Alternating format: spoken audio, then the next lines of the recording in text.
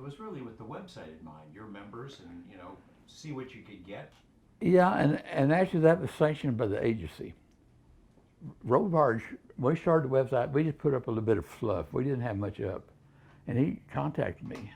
And that's when he was going to put together that Archangel book that he published. And he said, I got a problem. He said, they gave me the job of writing about the A12, and I don't even know what the hell it is. And he said, see you got some stuff on the website. And you know, the agency had lost all the records. Yeah. And he said, we don't have any records on what the hell you guys did. We know we paid for a program, but we don't know anything.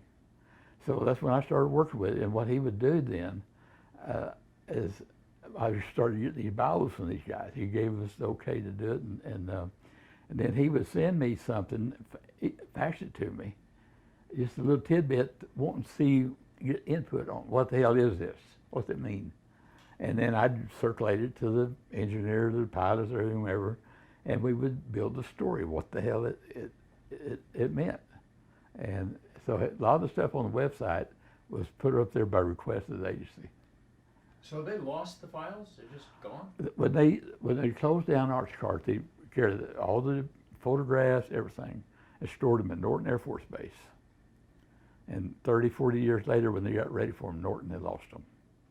Never found them again. Oh my gosh. So, slowly, stuff dribbles out. Yeah. You're helping them, they're helping you a little bit, and then sort of the floodgates at some point. Yeah. Based on what I'm seeing in these books, suddenly they went, here you go. It was kind of funny. We were doing a presentation in the bubble at CIA when they declassified us using the name Area 51. And old Robards used it he was a moderator, and he used it about 15 times. He said, I'm using it because I can. But he showed the document that day. That was the official day. And the world didn't get wind up for another couple of months. But that was the event where they classified using the name. Well, that horse had left the barn, though. That secret was that kind of out. Yeah. But the agency wouldn't use it still. It is amazing how much the agency used Area 51 in the documents. You get going through those, they call it a lot more than we did. They all through these documents they hear returned that they declassified now. They call it Area 51. Do you know the origin of the name? Why they call it that? Best guess? That is a good question. And Pete Merlin swears it was called the Project 51. That's where they got the name. But it just made sense to me that since they were in the AEC's 51, that it would be 51. But there's no official, nothing official. So it's amazing. This place is known all over the world. That the history of what really went on is not really all that known by the folks who ran it until you start this project. Exactly. They're learning from us. It's just like when all this photographs we came up when this paving the airstrip, put in the airstrip, and all that stuff we came up with 3 or 4 years ago.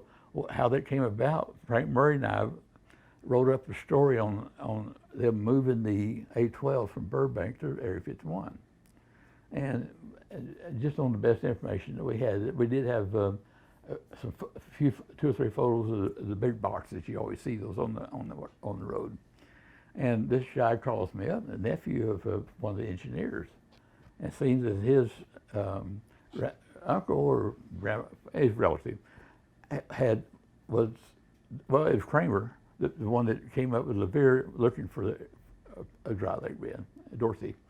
He had, when Kelly Johnson wanted a scrapbook made up, he made up a duplicate, and it sit up in this guy's attic for all the years. He died, it went down through the family, and this nephew had it, and he said, I got Dorothy's scrapbook. You got a lot of photographs stuff in it. So I said, well, man, we'd like to see that. So he brought it up, actually brought it up here. And the scrapbook was a big old scrapbook. It was so old that you couldn't take the stuff out of it, period. So I got a stepladder in here with my iPhone, took high resolution photographs of every page in the scrapbook, 200 pages. And that's where we got the pictures of all, and it was detailed that right down to the planned here's how many miles we'll go today. It had the names, everybody, even including the highway patrol. Their names, everybody that participated in it, where they would eat, where they would sleep, every little detail. And that's how we came up with that, and that was a windfall for the CIA. They'd never seen any of that kind of stuff. At what point did you decide it should be a book, or in this case, 3 volumes? I was going to write one, but it's going to be a over 600-page book. And actually, I didn't really decide to put it in the book until just recently. It didn't take me long to do it because I'd written so much. It was scattered on the website and stuff. I'd put so much stuff out there that all needs to be put into a book where it means something. And that was the reason for it. Describe what people would enjoy most about it. What do you think people are gonna? Just people who are aviation buffs, or people who are curious about the mysteries of Area 51, or what's in there that the public has not seen? I wrote the series of books on basis of 5 questions: when, where, why, who, and what. Not necessarily in that order.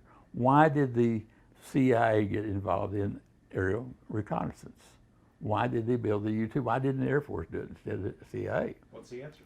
And well, the answer to that is General LeMay was not going to build a plane that didn't have guns or drop bombs. And he certainly wasn't going to build a plane with 1 engine. He just absolutely refused to. And the need was there because the Air Force at that point, before they ever decided to go with the U-2, had already lost 10 flights with a total of 75 crewmen was killed in Russia trying to do what the U-2 eventually did. They were going in with planes that could not get above the missiles, and the minute they called it ferret flights. They would dart in to get what they could, and they would get shot down. It was a hot war during. It was hot. Well, you got to remember, Korean War was that's a war between us and Russia. It was a proxy war. But I was over there. My job, I was in intelligence. My job was to catch a Russian. That's who I was after. We knew they were training the North Koreans. They was actually flying some of the MiGs. We were actually grew up against Russians in the Korean War. You know, people. I heard the kerfuffle about North Korea and the threats going back and forth, and the idea that there could be a nuclear exchange. People who are my age or younger today, especially those younger, don't realize how close, how tense things were. The idea of a nuclear exchange, that was real. Well, you guys were out there at Area 51. It was a Cold War, but the chances are it could have been hot at any time. The stakes couldn't be higher. This is kind of, I don't know whether it's ever been classified or not, but I without going into a lot of details. Okay. And let's see, this would be in 1960. I was still in the Army. I was at Fort Bliss, Texas. I had done nothing but go to electronic school for 2.5 years, missiles and radar. I'd get out of one school, they wouldn't have a job for me. I'd just sign up for another school. And then I was going to college at night to get my education. Well, I got very, very interested in electronic countermeasures and countermeasures, which is the jamming, the plane jamming and the missile being able to get through the jamming. So the CIA had detected a new radar in Russia. They'd get reflections of a new radar coming off the ICBM test that's going inside of Russia. And they were getting ready to build the A-12 at Area 51. And they needed to know, are the Russians advancing enough that they'll be able to shoot down the A-12?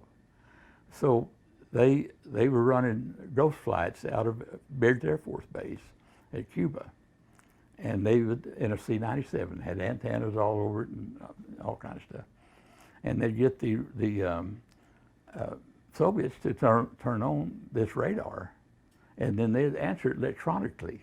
And they could make that radar think there was 1 plane, 10 planes, 20 planes, going, coming. They'd actually turn down the power on the return. They'd shoot as answering, and they'd turn it down as though the plane was going away, so they would turn up their power on the radar, seeing what the capabilities of the radar was. But at the same time, and this is before we ever knew the missiles there, we knew that they had moved in the equipment. They had and there was Russians in Cuba. And of course now we knew they had this radar. So we were getting ready. I was just graduated from the Hawk Missile School, and we was getting ready to deploy Hawk missiles, a battalion to Key West for the Cuban thing. And one was going to Europe for the Berlin Wall. It was a classified assignment. And we didn't have the codes that the Russians were using in their MiG-15s yet. They're jamming. So I flew on a mission in a ghost plane to Cuba. We got them. They turned on their radar, but I added a little bit to it. I sent a signal that we had a missile board that was homing, and they launched 2 MiG-15s, and we made those MiG-15s think that we had a missile actually locked on them. And because I had a missile in the belly of that plane, and it's sitting there. I got the nose cone off of it, so I could see the antenna, and I had it locked onto the planes. And when they're jamming, start working, and the antenna start drifting off, and I'm in there tweaking with my little screwdriver, and we're recording all this. And we got enough, and of course it got serious. They were going to whack us, but we had it orchestrated, and the Air Force out of Homestead Air Force Base launched 2 F-100s up, and they got between us and the MiGs. They run them off, so we could escape, get back to Base Air Force Base. But that's how we got the code for the Hawk missile, so that we deployed to Germany. That's where it ended up going. And that's another story. And a little side story out of that, just kind of amusing. We were sending a battalion to Europe, and the rumors had it we were going to Leghorn, Italy. At that time, Eisenhower had restricted military their dependents, and they had guaranteed housing. If they were from that country, or if they had relatives there, they'd go with them. So everybody is renting houses and whatever in Leghorn, Italy, thinking we're going there, the whole battalion. Well, I'm working with the agency guys on this flight, and we became friends. We partied with them. We became close personal friends.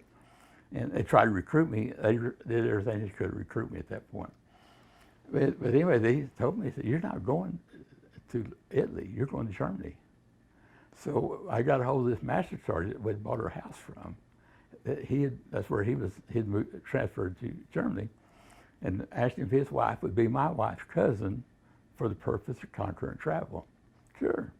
So that's how I made the application. So we ended up had the only American family on the ship. The only one out of over 500 men, I had the only one of the family got to go with them. And of course, it was quite an adventure for the Dorsnam. And you talk about it being a hot war. I found an apartment for the family about 30 kilometers from where our little missile battery was going to be set up. And I went into, because we didn't have anything but just our carry-ons, no cooking utensils or anything like that. So I went in to get some from the mess hall, get blankets and stuff. The Russians were acting up, and I was essential. I could not leave. I had to stay. I could send my mess sergeant. I could send my people out there to take care of the family, and they took them what they needed. You know, they looked in on them.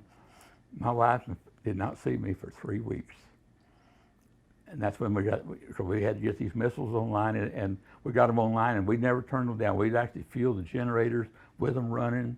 The bearings on the radar just screaming. Because we'd run them continuously, because we thought we were going to war. I mean, it explains a lot of the reasons for the extreme secrecy at Area 51, because the stakes were so high. The work that was being done out there eventually the stakes were so high, the fate of the world depended on it. I think right behind you is the dog tags that my kids and my wife wore dog tags just like I did. And every 6 months, she had to evacuate to Paris as though the Russians had overrun the border. Because we're right on the Czech border. And I couldn't go with them. You know, we're out supposedly shooting Russians, and she had to take the little kids. And then my wife was only 20 years old at the time, had 2 little kids, and she'd get in the car and head for Paris. But it was that hot at that time. Am I exaggerating to say that the Cold War was won at Area 51? The way you guys Oh yeah. That's some of the things surprising in the declassified material, because I've always said it was a power projection facility, meaning that it extended all over the world. Whatever happened there didn't happen just there. And with this declassification, when they'd send down a communication, it didn't go just to Area 51. It went to Edwards. There's all kind of places. I mean, there was a lot of other places in the loop for everything that was going on in Area 51. And there's one of them that's interesting, and I've got, you'll see them in the book. I don't know if I'm in the book or not, but one of the places they go to is still blacked out. It's redacted. I have no idea where that's at. Well, But still it was some secrets. There's still somewhere it was going, but it was so there's a lot of other people that's in the loop besides just Area 51. How hard was it to get CIA to let go with some of the information that you wanted to, make public? They've never resisted one bit. They never said no. Not a. In fact, they were almost shoved it at us, and they just like this last for the information for these books. They sent me. They said we just declassified 25,000 pages of documents. They're declassifying it so you can have it, right? Exactly. They want the story out. And when I write these books, I run them by the PRB board at CIA, make sure there's nothing in it sensitive. They have never had me take anything out. Some of the photos are just amazing, showing everyday life out there. Even somebody like me who's been interested in it forever is amazed to see this stuff. I've never seen it before. Didn't know it existed. It didn't mean as much to some of us until you get to talk to one like you, and because this is old hat. I'll give you an example of this was on the X-15 program before I actually went to the area. We had to land one of the X-15s on Mud Lake. The engine didn't start. They loaded it up on Friday evening, and they brought it for us. And we lived at Beatty at the time. Well, they couldn't. It's on Friday. They could not cross Death Valley by law in trucks on weekend.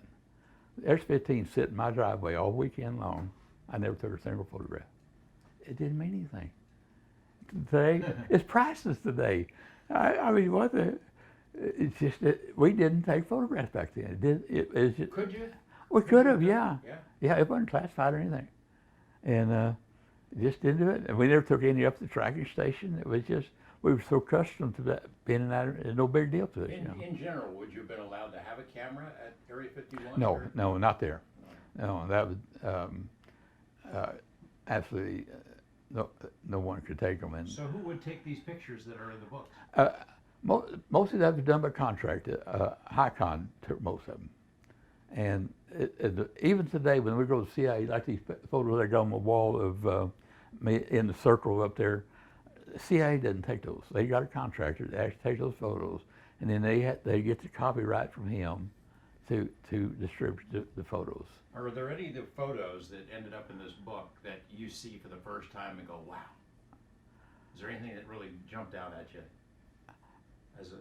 If not a surprise, at least, gosh, I'm so glad that still exists. Yeah, most of those I already had the photographs. I've been the source of the photographs, so I've had them all along. Is your book for sale at CIA? Oh yeah. They're thrilled with it. Oh, they're thrilled to death. They got it. They're using it as a reference, and the public affairs has got it, and I got a message from Dr. Robar today that the historians are changing their story as we speak, based on the stuff out of the book. But going back to what the book was about, it was, why was the CIA involved? Why did they get involved? First of all, with the planes, and basically Eisenhower said we're going to stop losing people getting shot down in Russia. Someone's going to build a plane, and he said, I don't want it to be military. He didn't. He said it's got to be a civilian. So he gave the job to CIA, gave it to Dick Bissell to do, and the reason he picked Area 51, first of all, the lake bed was good. The reason it even looked in Nevada. Nevada had roughly 260,000 people in the whole state. During World War II, the West Coast line of defense had been moved back from the West Coast to Nevada. The Navy was at Fallon, the Navy was Walker Lake, the Navy was Pyramid Lake, the Coast Guard was Lake Mead, the Marines were at Walker Lake as well. And then at Hawthorne, they had the largest Army weapons depot in the world. Everything was here in Nevada. You had the Atomic Energy Commission popping bombs. So what was one more little installation in a little state that didn't have hardly anyone in it, and most of the people in it was already working for the government on classified programs. And then, of course, they had the cover story. It was the NASA operation, high weather altitude experimental. It's no secret that they announced that, as you know, they're going to make the base. And then the AEC helped cover for them. So NASA and AEC managed to give a cover for the CIA. And consequently, no one ever knew the CIA was there. There was less than 5% of the people who were in Area 51 had any inkling that they were working for the CIA. Isn't that amazing? Now, the one thing that's really blowing people's minds, and the Air Force has always taken a little credit for what they did out there. And this last release of documents, it reveals, I mean, the document shows where the commander, the Air Force commander, was given written orders, and he had to sign them. You will not report to anyone other than the CIA. You will not report up the chain of command of the Air Force. You work for the CIA, period. And it goes through. If you want a copy of this, really actually, the do's and don'ts that they gave the base commander. So if his higher superior officer had even asked him, "What are you doing?" or told him to do something, he couldn't. He couldn't tell him. He couldn't tell him. And they did. It didn't go anywhere. And that's the reason we had General Ledford. He was a colonel, initially a colonel, and became a general. He was assigned to the CIA. He was the Air Force's representative at CIA. And if they need to talk to the Air Force guy, they talked to him. But he didn't go. He didn't go out of his chain of command. He was strictly with the CIA. You know, I know that Senator Howard Cannon had told me he was out there, that he flew in the SR-71. It was sort of a going-away present after he lost his last election, because he had helped support behind the scenes the base. Were there any other politicians that ever showed up out there? In those days? Not out there. And we didn't have the SR-71 at Area 51. It was never there. Never there. Never there. Never. The A-12. A-12, the YF-12, YF-12. and the mothership for the drone. Just the three of them. But the SR was, it was at Edwards, and then it went to Beale, but it never came to. Never, And never landed. Never. I don't know that single landing. No one's ever. So the earlier Blackbirds, but not SR-71. Or do you count A-12 as a Blackbird? Yeah, A-12 is a Blackbird. Um, Now he could have ridden in the trainer. We got no record of it. I've never seen anything on it. Well, I don't know that he said he flew it out of there, but I know he No, did a flight from either Ben Rich or Kelly Johnson. Well, he probably flew out of Edwards, I would imagine. You had told me one time, I think, I always thought SR-71 must have been the greatest plane ever, but you think that your favorite was the A-12? Oh yeah, we call the SR-71 the family model. It's the cheap model. The A-12 flew 5,000 foot higher, and it flew faster.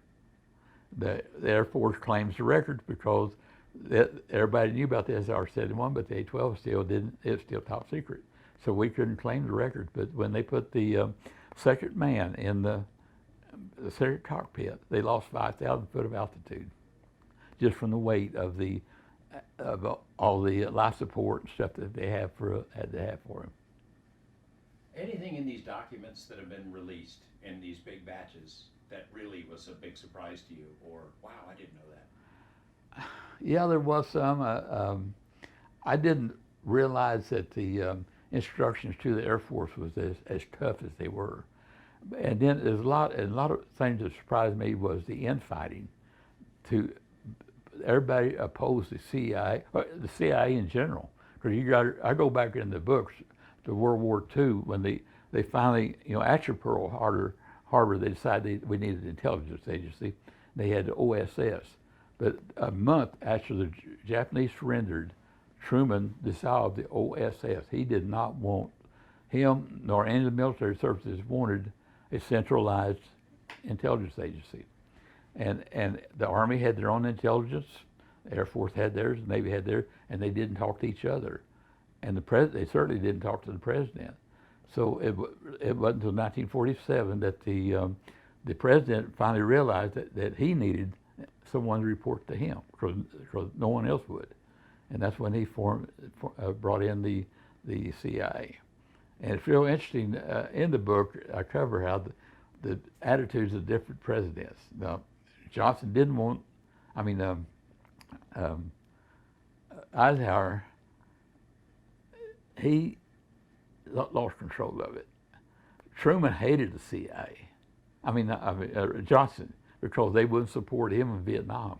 The CIA told him, don't go to Vietnam, stay out of there. It's not your war. And he went anyway, and they wouldn't back him up, and he hated them. Kennedy, he actually said one time he wished they'd take a bomb and blow the whole damn thing up, you know.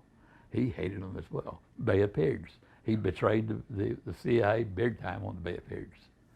And so it goes on and on. The only one that the presidents that really appreciated the CIA was the Bushes. Well, he was the boss. He's the boss. That's it. And but it's interesting. It was the politics, and that's what amazed me, and that's what a lot of the book covers too. It's the politics, the opposition, and the struggles, and it's just like the Korean War. It could have been avoided. When the Russians went into Korea during World War II, they did as they're supposed to do. They were, according to the contract we had with them, they had to help us with Japan. And they went through Manchuria in about 3 days. And a lot of people think that's really the Japanese surrendered, but because the Russians got into the war, not the bombs. And a lot of people believe that the only reason Truman dropped the bombs was to send a message to Russia: we got atomic energy, you better behave. I mean, that's some of the opinions. But why did he? But anyway, the Russians are still in North Korea. When we pulled out, Truman pulled out all of our people. We had OSS was working in Vietnam with the government, actually recovering American pilots shot down and that sort of thing. We were friends, and he pulled OSS out of Vietnam. They came to Truman wanting some weapons to keep the French from coming back in, because once the Japanese were surrendered, France wanted to go back in, and Truman refused to keep them out. And in fact, that's when we entered the Vietnam War in 1945. That's when we actually started. We paid 80% of the France's cost of their war, and we put troops in there in 1945, and we never left. It's just, and all that stuff is what it come out in these. But that's and then, you know, the CIA got a lot of blame for the Korean War. It's because we pulled our people out. First of all, we sent a message to the Russians: we don't care about South Korea. And then and then when we drew up our line of defense of the Pacific, we excluded South Korea. And it was just a few months after that's when the invasion. Because we had sent a message that South Korea doesn't mean anything to us. You hear all the rhetoric about Korea and North Korea, South Korea now. That must send a lot of memories back. Oh my God, yeah. We can think of new ways to screw it up. That's a scary situation.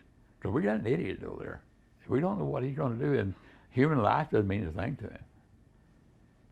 And one other question I'll include in this story, and then is who picked the location for the base? There's disagreement over who actually picked it. No, it was definitely Dick Bissell. Absolutely, it's in the documents. Yeah. It was that they had eliminated several of the bases when LeVere and them came up, made their flights, and they looked at Mud Lake and different ones, and they presented them to the CIA. Well, Mud Lake was just outside of Tonopah. It was too close to civilians, and actually the guy that was with Dick Bissell, I can't remember, he was Air Force, but I can't think of his name right now. Anyway, he remembered the Air Force or the Army Air Corps having a target practice area at this dry lake bed, which was Groom Lake. It came to mind. He said, "Let's go check that out." And when they went there, that's the one. But they are the ones that picked it. It wasn't anyone from Lockheed or anyone else. It was. So as they're flying over it, do they know right away when they see it? The minute they saw it, this is it, because the mountains, the location of it is remote enough, the mountains around it, and whatever it was, just what they're looking for. Of course, you and the Roadrunners are proud of what you did out there. Still proud. I mean, Yeah, sure. saved the world. Yeah, we accomplished a lot during the Vietnam War, you know, with the flights we made. But more importantly was the follow-on programs that I discussed in my third book. Because you gotta think, when we stopped flying the A-12 in June of 1968, we parked them. Yet the CIA stayed there for 10 more years. What were they doing? What was the CIA doing if they weren't flying planes? And they set up a business, and that was what me and my group was there for, because the CIA realized the benefit of the U-2 program, that they needed a science and technology division in addition to the covert and whatever. So they developed the science and technology division as the fifth discipline of the CIA, and it's separate from all the others, and it was a station. They actually refer to it as CIA Station Area 51, and that's the reason my group, we were there for special projects for the CIA Science and Technology Division. Let me ask you this, I don't know if you can answer. So the Area 51, the name is now known, it's been declassified and made public. The public knows that there's a base there. Is CIA still here? Well, I know it's Air Force Base out there, but is CIA still here, can you say? I probably couldn't say, but I can't, I don't know. Do you keep abreast of do you hear bits and pieces of what they're up to? Just in general, having been there, I can imagine what they're up to. And yes, Pacific, no, I don't know. And you asked about the CIA. The CIA usually has got someone on anything that's going on. Even when we were doing the NASA thing, they were monitoring what was going on in NASA with the X-15 and all those, because they were interested in ramjet. In technology. That's what they're there for, is any advancements in technology. So I imagine you could honestly say they're out there. You can imagine what you can imagine what they've got. Oh yeah, you were 50 years old, what we did, and the stealth and stuff that we developed out there. And it's got to advance so much, because we didn't have computers at the time, we used to use slide rules.